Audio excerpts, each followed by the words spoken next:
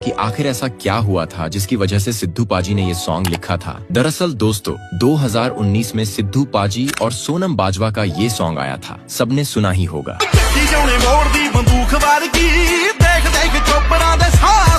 सिद्धू पाजी को एक brave girl पर सॉन्ग लिखने को कहा था और सिख धर्म में ब्रेवरी की सबसे बड़ी मिसाल है माई भागो जी, जो नारी शक्ति का प्रतीक है और सिख धर्म में संत के रूप में प्रतिष्ठित है। इस सॉन्ग में सोनम बाजवा को माई भागो जी से कंपेयर किया गया। ये सॉन्ग रिलीजिंग से पहले ही लीक हो गया था। जब लोगों ने इस सॉन्ग को सुना तो उनकी धार्मिक भावनाओं को ठेस पहुंच गई कि माई भागो को इस मॉडल से कंपेयर क्यों किया। बस सब लोगों ने इस बात का विवाद बना दिया। जब ये विवाद हुआ तब सिद्धू पाजी इंडिया में नहीं थे। जैसे ही सिद्धू पाजी के कानों तक ये बात पहुंची तो पाजी ने लाइव आकर सब कुछ क्लियर किया कि उनका लोगों की भावनाओं को ठेस पहुंचाने का कोई इंटेंशन नहीं था। फिर भी सबको बुरा लगा हो तो मैं माफी मांगता हूं, और अगर सबको एतराज हो तो माई भागो वाली लाइन को मैं सॉन्ग से हटा दूंगा। 2 बार लाइव आकर सिद्धू पाजी ने माफी मांगी। पाजी के इतना सब कुछ करने के बाद भी लोगों ने सिद्धू पाजी के खिलाफ FIR दर्ज करवा दी। पाजी पर धार्मिक भावनाओं को ठेस पहुंचाने के जुर्म में धारा 295 लगाई गई। इतने से लोगों का मन नहीं भरा तो लोगों ने सिद्धू पाजी के घर के बाहर जाकर जमावड़ा किया, नारे लगाए, माँ बापूजी से माफी मंगवाई और तो और माताजी को गालियां तक दी।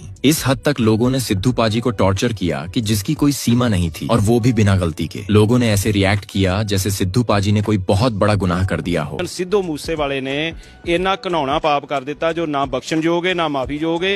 इस गायक ने, मैं समझना गायक नहीं है, नलायक है, जिसने ਆਪਣੀ ਮਾਂ ਦੀ ਕੁੱਖ ਨੂੰ ਦਾਗ ਲਾ ਦਿੱਤਾ। ਇਹ ਉਹ ਵਿਅਕਤੀ ਜਿਹੜਾ ਜਿਸ ਨੂੰ ਇੱਕ ਸਟੂਡੈਂਟ ਦੇ ਤੌਰ ਤੇ ਕੈਨੇਡਾ ਗਿਆ ਸੀ, ਗਰੀਬ ਘਰ ਦਾ ਸੀ, ਲੇਕਿਨ ਲੋਕਾਂ ਨੇ नौजवानों ने इन्हों अखां दे उत्ते चुक लिया सी। दोस्तों इनकी बातें सुनकर तो यही लगता है कि ये भी सिद्धू पाजी से जलते थे और मौके का इंतजार कर रहे हो कि कब वो उनकी भड़ास निकाले। अब तो साफ साफ पता चल गया कि पाजी की तरक्की ही लोगों को खटकती थी। लोग जल गए थे कि एक गरीब परिवार से उठकर ये बंदा इतना सक्सेस और अमीर कैसे हो गया। कितनी जलन भरी है लोगों में यार। खैर छोड़ो दोस्तों, टॉपिक पर आता हूँ।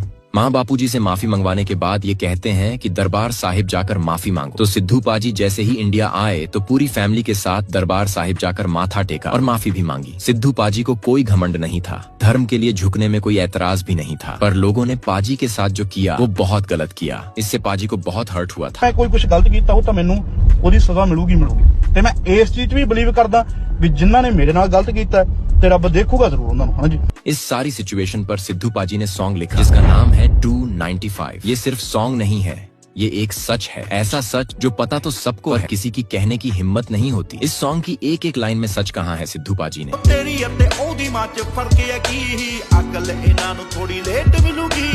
और ये सॉन्ग जिसने भी सुना उस हर इंसान ने कहा कि बात तो बिल्कुल सही कही।